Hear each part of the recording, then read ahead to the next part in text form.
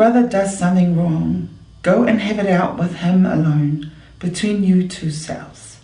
If he listens to you, you have won back your brother. If he does not listen, take 1 or 2 others along with you. The evidence of 2 or 3 witnesses is required to sustain any charge. But if he refuses to listen to these, report it to the community. And if he refuses to listen to the community, treat him like a pagan or a tax collector. I tell you solemnly, whatever you bind on earth shall be considered bound in heaven. Whatever you loose on earth shall be considered loosed in heaven. I tell you solemnly once again, if 2 of you on earth agree to ask anything at all, it will be granted to you by my Father in heaven. For where 2 or 3 meet in my name, I shall be there with them. I find that reading a very challenging reading. Me too. I found that as well. I had to read over it and over it and over it just to grasp what it was saying to me. Yes. It's like Jesus doesn't have any soft words. He says, do it. And if that doesn't happen, do this. And if that doesn't happen, do this. And all the time he's basically wanting the person to be reconciled, isn't he? Yes. Yeah, well, 3 things came to mind when I was reading it. Reconciliation for one, forgiveness for one, and love was the other thing that I thought, came through for me. Talk to me a bit more about that. That sounds good.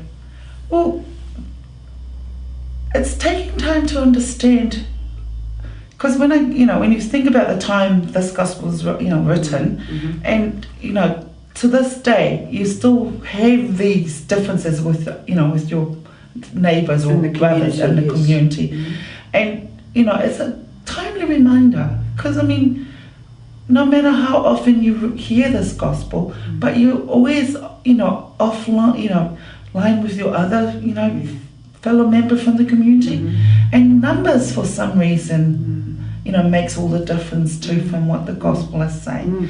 That for the first time, if it doesn't work between the 2 of you, then just get other members involved. Yes. And I think Jesus had a wisdom there, because sometimes when it's just you and the person who's done the wrong thing, or what you perceive as the wrong thing, it can be kind of head to head, can't it? But if you have a group of you sitting down and you pray a bit first and then you discuss the issue, sometimes it works out better. That's right. And then sometimes it doesn't, and you've got to go to the next step. Although that was quite a strong statement. Jesus was talking about whatever you bind on earth shall be bound in heaven. And it talks about forgiveness in one sense, or at least that's how I understand it. And the message for me is that, it is, very good. Jesus is encouraging us to live in harmony with one another. Absolutely. Yes. Yeah. That message of forgiveness is really strong, and I think next Sunday's gospel is also going to be about forgiveness.